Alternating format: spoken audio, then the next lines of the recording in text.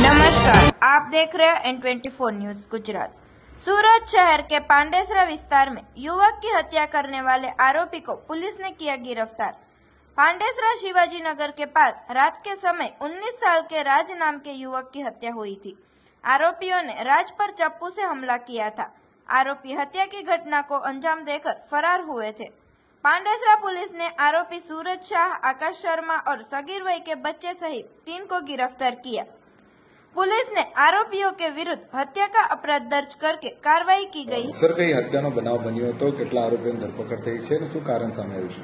જી, Pandesara police વિસ્તારમાં ગઈ તારીખ 9:10 રાત્રે એક હત્યાનો બનાવ નોંધાયો છે।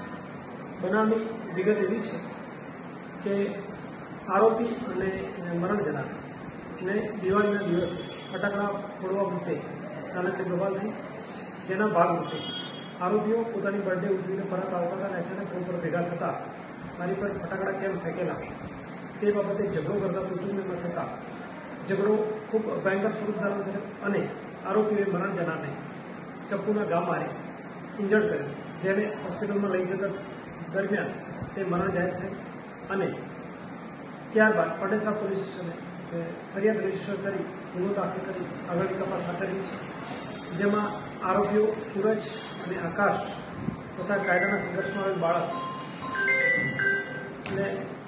પોલીસે અટક કરેલ છે અને આગળની કાયદેસરની કાર્યવાહી હાથ ધરેલ છે। સર, આમાં કેટલા આરોપીઓ છે? હાલ 2 આરોપી છે અને એક કાયદાના સંઘર્ષમાં આવેલ બાળક છે।